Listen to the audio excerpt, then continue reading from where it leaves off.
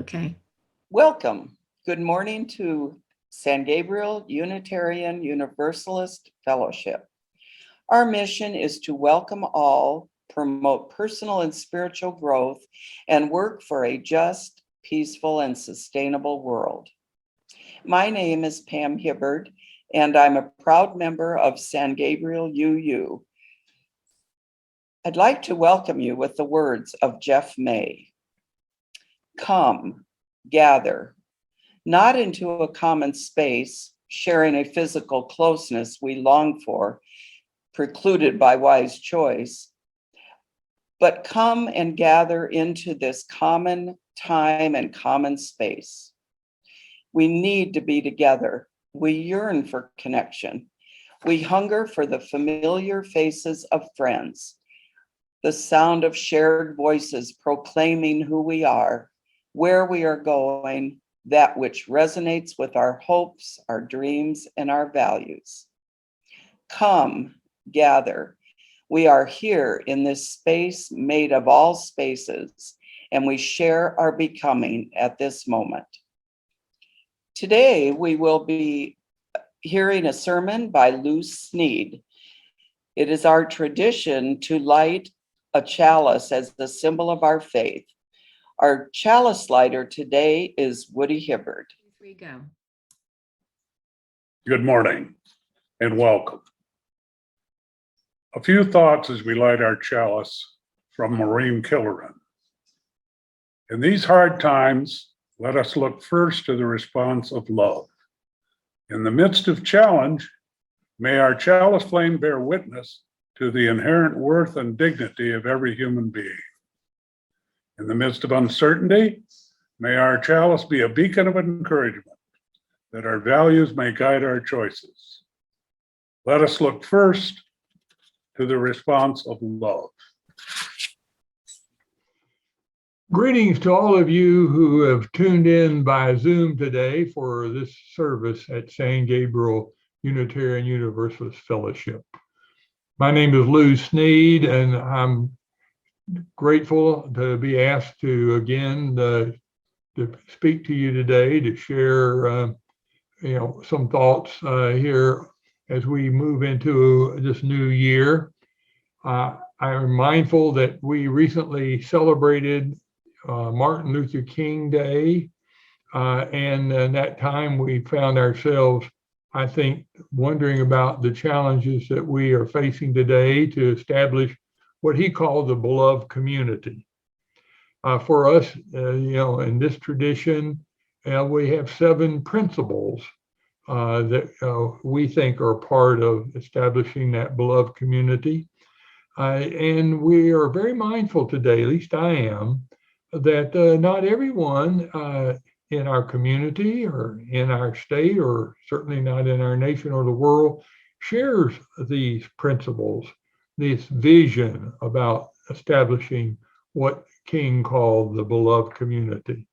So the question I'm posing today is, how do we go about doing the work of establishing the beloved community when we come across so many who do not share those same values and principles?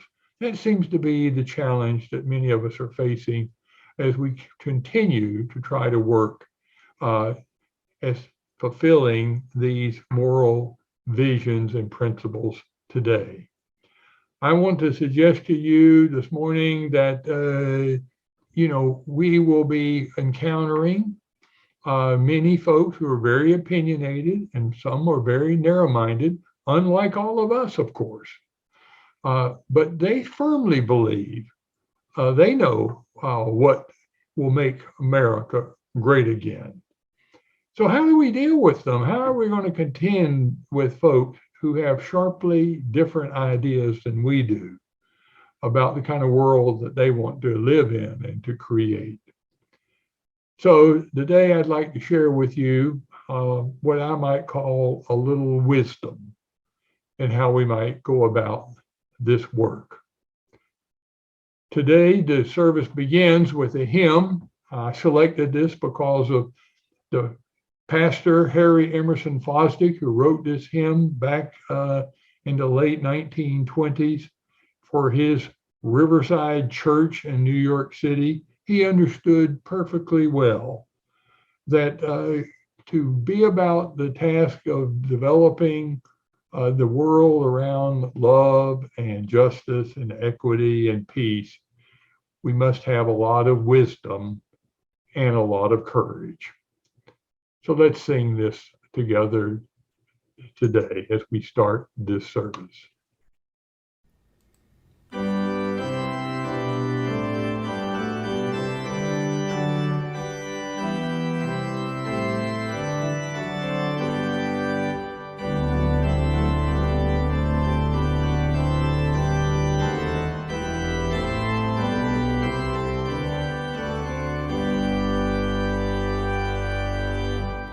God of grace and God of glory,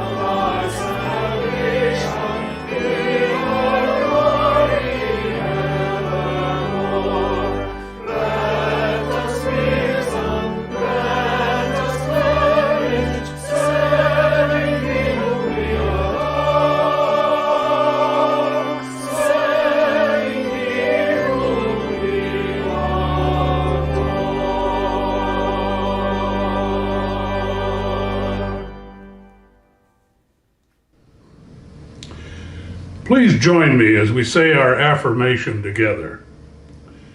The doctrine of this church is love. The quest of truth is its sacrament, and service is its prayer. To dwell together in peace, to seek knowledge in freedom, to serve humanity in fellowship, to the end that all souls may grow in harmony with the divine. Thus we do covenant with each other. Good morning, everyone. It's good to be with you today, virtually. I've got a wonder box with me. Always wish I could hear your guesses as to what might be in the wonder box. Be sure to tell someone near you what you think might be in here. Let's use our wondering minds and help each other learn and grow with our guesses. So, a little bit of noise, not too clumpy, kind of soft. Let's open it up and see. Ooh, it is something soft. A little stuffed animal of a mouse. And according to the tag, his name is Tiptoe. Reverend Lou is preaching about wisdom today, and many wisdom stories feature animals behaving like people might as a kind of indirect or metaphorical way to offer meaningful truths. Can you think of some stories or fables that feature mice or a mouse? The one I'm going to share with you today is called 7 Blind Mice by Ed Young, shared with permission from Penguin Random House. One day, 7 blind mice were surprised to find a strange something by their pond. "What is it?" they cried, and they all ran home. You can see their tails there. On Monday, Red Mouse went first to find out. "It's a pillar," he said. No one believed him. On Tuesday, Green Mouse set out. He was the second to go. "It's a snake," he said. "No," said Yellow Mouse on Wednesday. "It's a spear." He was the third in turn. The fourth was Purple Mouse. He went on Thursday. "It's a great cliff," he said. Orange Mouse went on Friday, the fifth to go. "It's a fan," he cried. I felt it move. The sixth to go was Blue Mouse. He went on Saturday and said, "It's nothing but a rope." But the others didn't agree. They began to argue. A snake, a rope, a fan, a cliff. Until on Sunday, White Mouse, the seventh mouse, went to the pond. When she came upon the something, she ran up one side and she ran down the other. She ran across the top and from end to end. "Ah," said White Mouse. "Now I see. The something is as sturdy as a pillar, supple as a snake, wide as a cliff, sharp as a spear, breezy as a fan, stringy as a rope. But all together, the something is an elephant." The Mouse Moral: knowing in part may make a fine tale, but wisdom comes from seeing the whole. The end. This story may already be familiar with our children because it was part of the Soulful Home curriculum last February. Back then, the author of Soulful Home, Teresa Youngblood, offered this. She said, the story of the blind mice and the elephant, sometimes told as the blind men and the elephant, and sometimes dealing instead with 6 people or who may or may not be sighted. But in any case, they come across an elephant in the dark. And this story dates back to the 1st century in India. The story is beloved and retold in many faiths, in Hinduism, Buddhism, Jainism, Sufism, and of course, Unitarian Universalism. Then she goes on to say, at the end, all the mice were able to agree on the truth of the elephant, even though they had all been so sure about their own parts earlier. Who do you know who is often willing to change their mind when they discover a newer, more powerful truth? We need people like that in our beloved community. In RE time today, we'll talk more about the folk tales and stories we know and what wisdom they teach us. I'll see you then.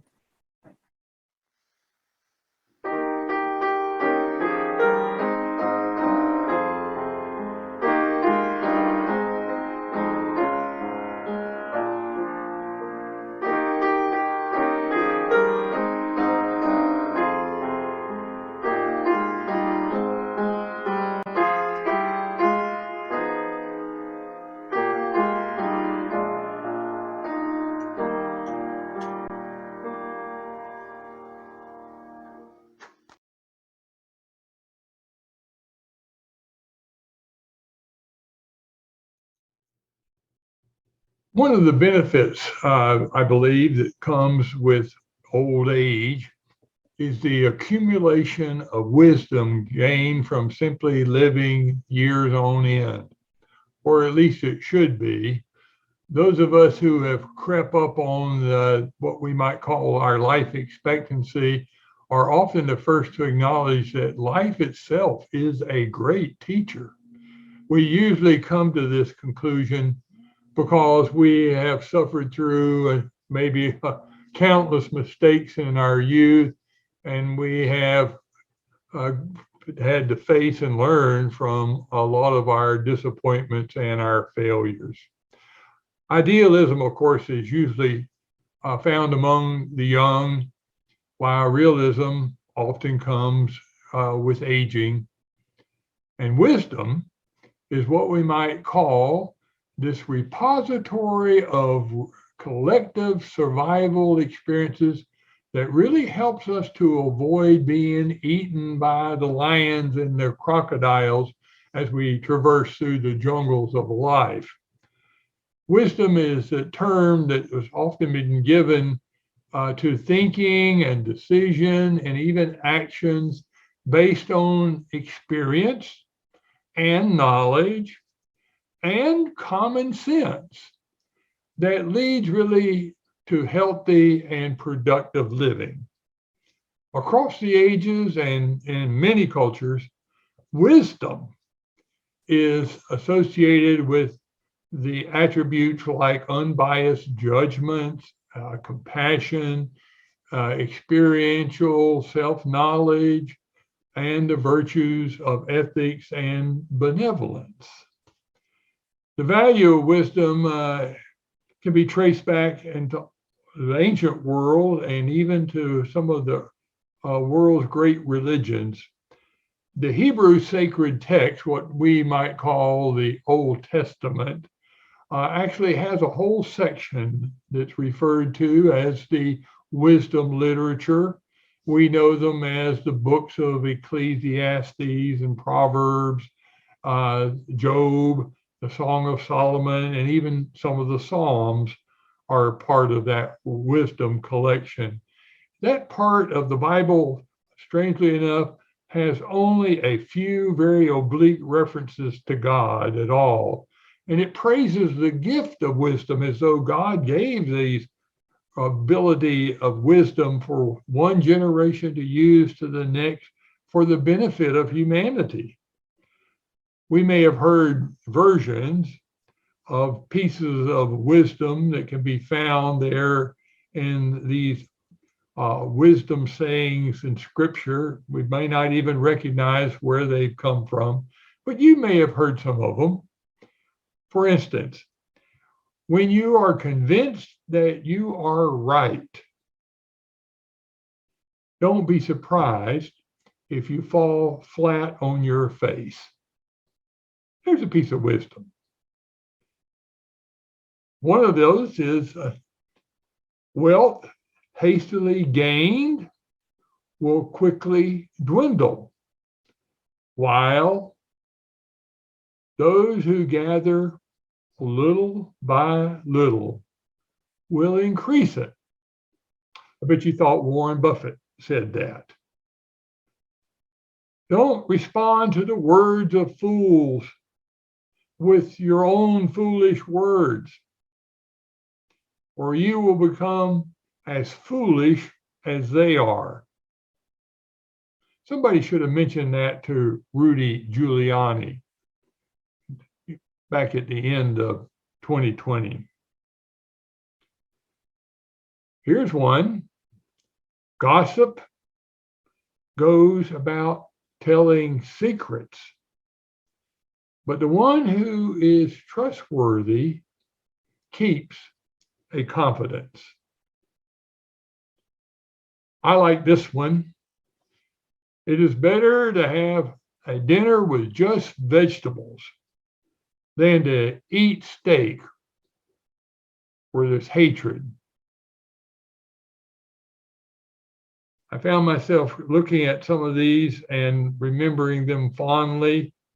A soft answer turns away wrath, but a harsh word stirs up anger. I can think of a lot of families who probably need that little piece of wisdom. Here's one that I always tried to quote whenever I did a wedding service for a couple. It is better to live in the corner of a rooftop than inside the house with a contentious wife. Here's a piece of wisdom that every father should quote when a family is concerned that the son may be getting married for the wrong reasons. A beautiful woman without good sense is like a gold ring in a pig's snout. The words of wisdom in the Bible.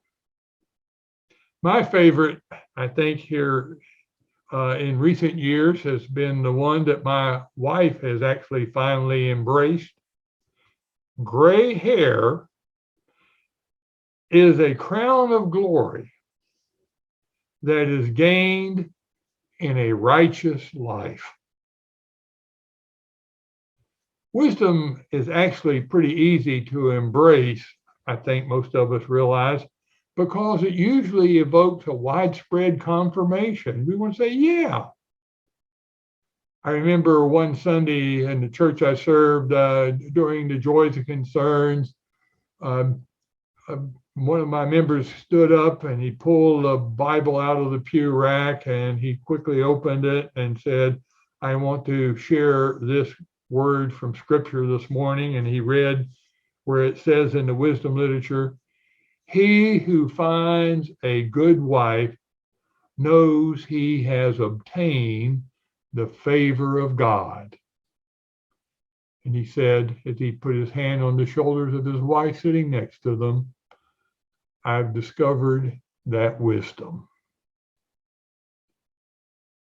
Well, stories about wisdom, which aim at teaching us how to live in the world well, stretch back all the way to the ancient Greeks. Some of us still fondly remember Aesop's fables. Socrates and Plato became famous because of their love of wisdom, which are the Greek words for philosophy. The Buddhist tradition taught that wisdom could actually alleviate the suffering that is experienced in the world. Wisdom often just sounds like practical advice. You remember Benjamin Franklin, a penny saved is a penny earned. Or the one that goes way back, The road to hell is paved with good intentions. I discovered that they trace that all the way back to the 9th century to Saint Bernard of Clairvaux. Put in the right context, wisdom can actually be inspiring, as it was in the words of Nelson Mandela in his devotion to speaking out against apartheid for years in South Africa, where he was imprisoned. He said, "The brave person is not the one who does not feel afraid, but is the one who conquers that fear." The contemporary philosopher in the United Kingdom I discovered, his name is Nicholas Maxwell, has been suggesting that academia today, universities in the world, should alter their focus from the acquisition of knowledge to seeking and promoting wisdom. Wisdom, he claims, is where we realize what the value of life is for ourselves and for others. Maxwell teaches that new knowledge and technological advances may increase our power to act. But without wisdom, he says, this new knowledge may actually cause more harm than good.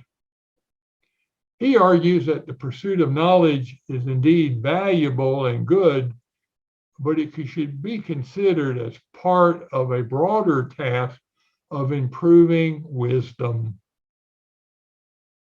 Sounds a lot like educators I've heard saying, well, in terms of just accumulating facts and knowledge, we need to be teaching critical thinking skills as well.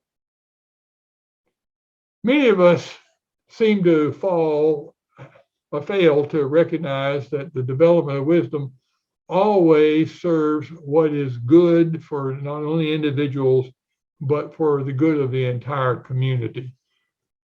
I discovered that the Inuit people of Alaska promote wisdom simply as knowing what is right to do and then doing it without being told to do so. Made me wonder if they have to debate getting vaccinated or wearing masks.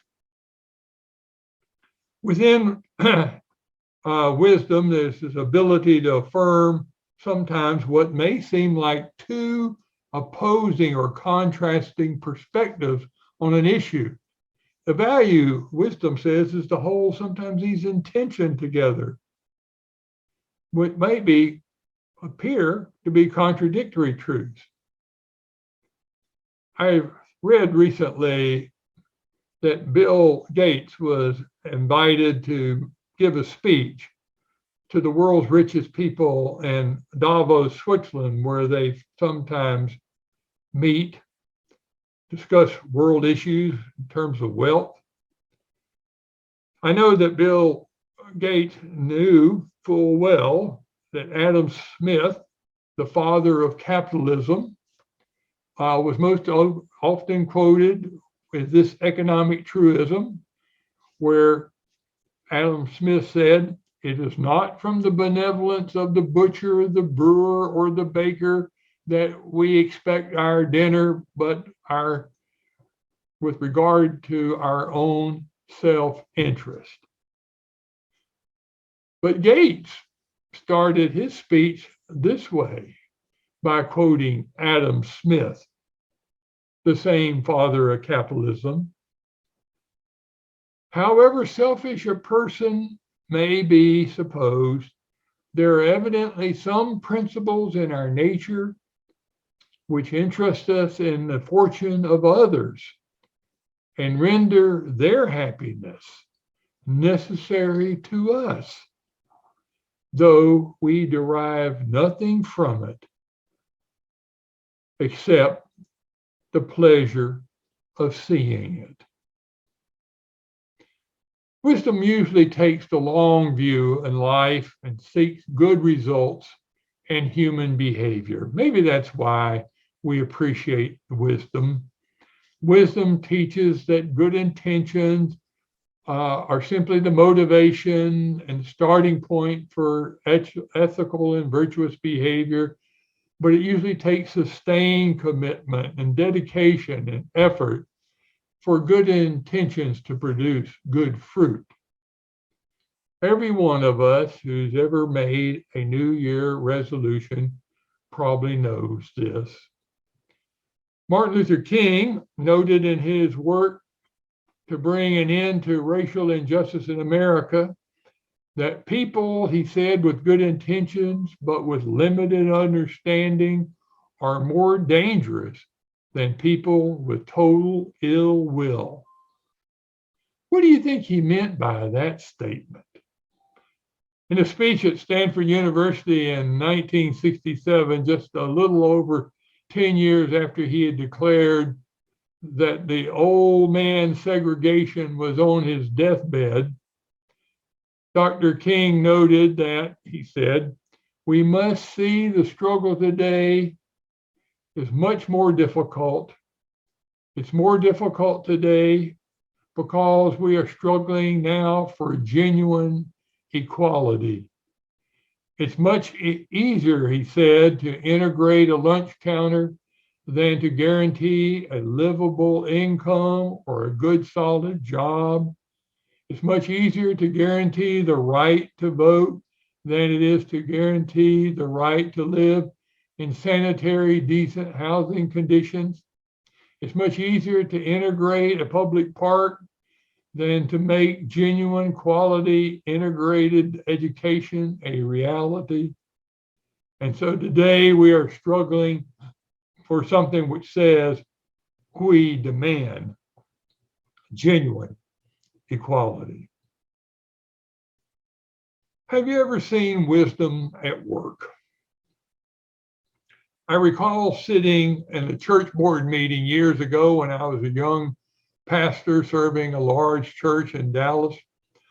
I was there in the room with the senior pastor. We were listening to reports from the board chairs of all the committees of the church and listening to recommendations before we voted.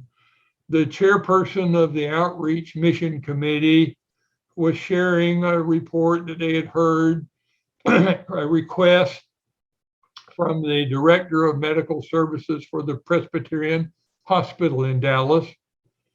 It seemed that the hospital needed what was called shock trousers. I didn't know, most of the elders had no idea what shock trousers were, but evidently when they put them on trauma patients in an accident scene or some other time when someone was in shock, they had to get them to the hospital. And it seemed that when they got to the hospital, if the ER was overcrowded, the EMT ambulance drivers had to wait around, sometimes for hours on end, before the personnel could get the shock trousers off to treat the patients. And so the hospital administrator was asking churches in Dallas if we'd consider purchasing some shock trousers for the Presbyterian Hospital to have on hand. So when they received a patient in shock, they could give the trousers not being used to the ambulance drivers to go back out for another call, rather than having them sit there for hours on end. The outreach mission director coordinator for our committee said, we want to recommend that. We asked a lot of questions. We got a lot of information. We really think this is a good way for our church to spend some of our benevolence dollars. A lot of the elders seemed in agreement. The motion was made. The vote was called for. And surprisingly, one of the elders voted no. I remember the senior pastor asking, Floyd, what's your concern?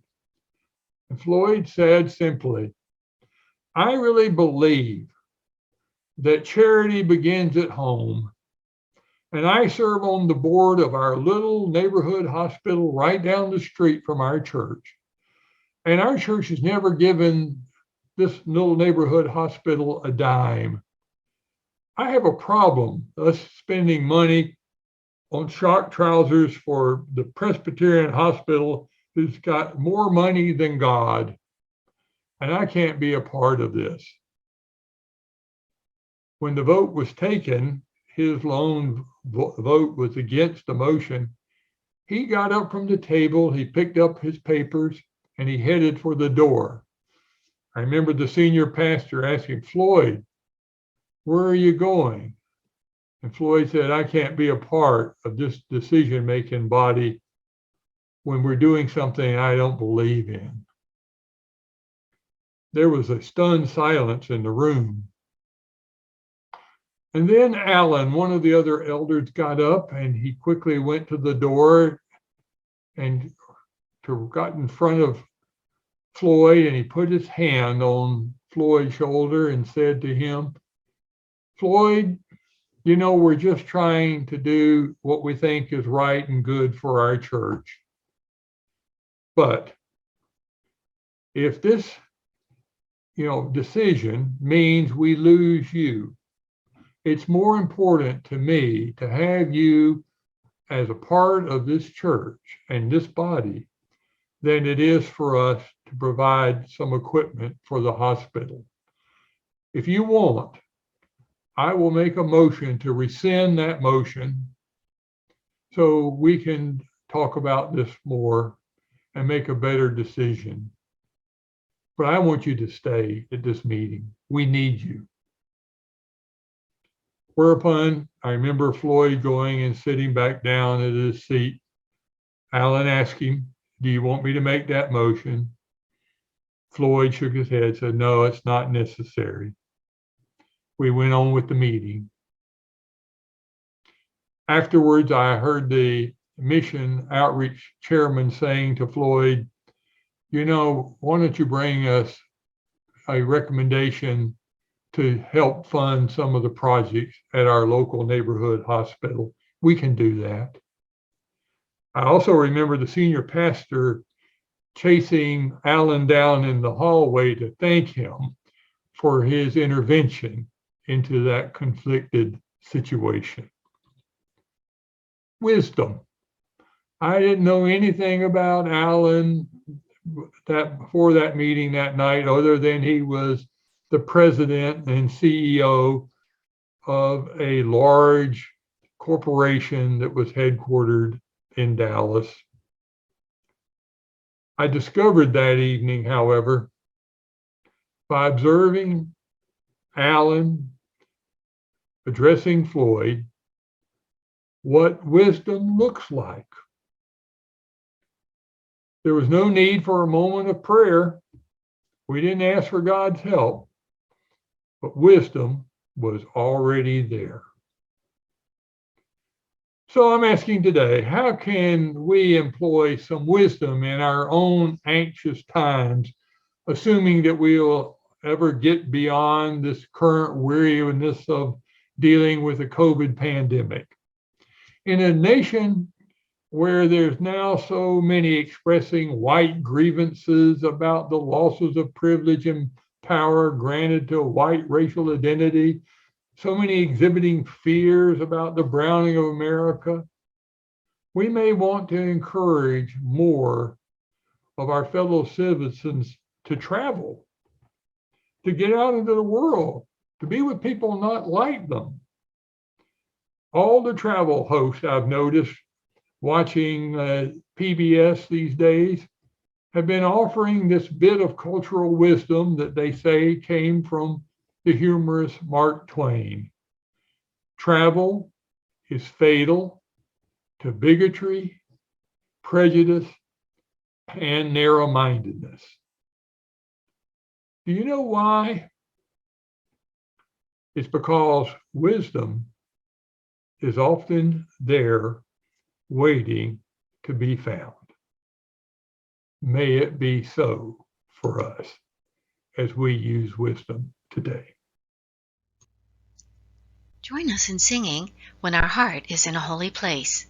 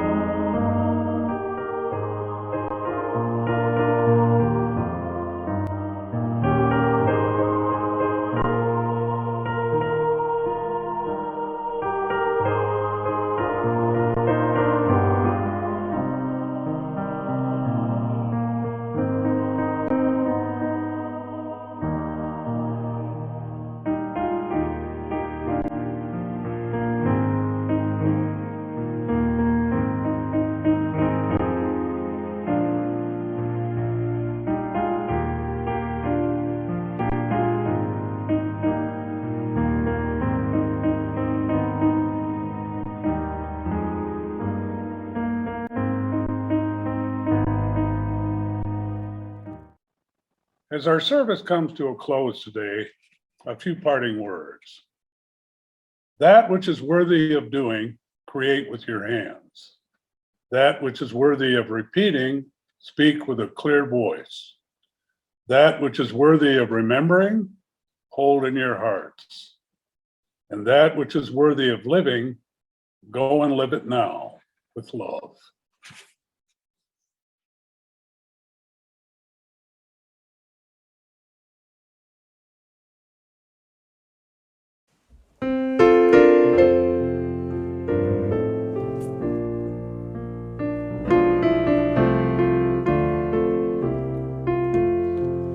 I have decided to stick with love. Hate is too great a burden to bear. I have decided to stick with love. Hate is too great a burden to bear. I have decided to stick with love. Hate is too great a burden to bear. I have decided to stick with love. Hate is too great a burden to bear. Love is gentle, love is kind. Love is the only answer in hard times. Hate solves nothing and brings us down. Love is the only thing that turns it round. I have decided to stick with love. Hate is too great a burden to bear. I have decided to stick with love. Hate is too great a burden to bear.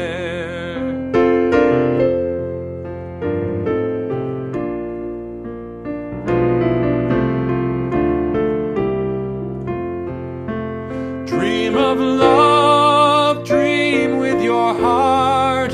When setting out in life, make love your start. When times are hard, love finds a way. Even when the word is hard to say. I have decided to stick with love. Hate is too great a burden to bear. I have decided to stick with love. Hate is too great a burden to bear.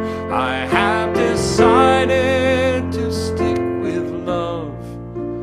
Hate is too great a burden to bear. I have decided to stick with love. Hate is too great a burden to bear.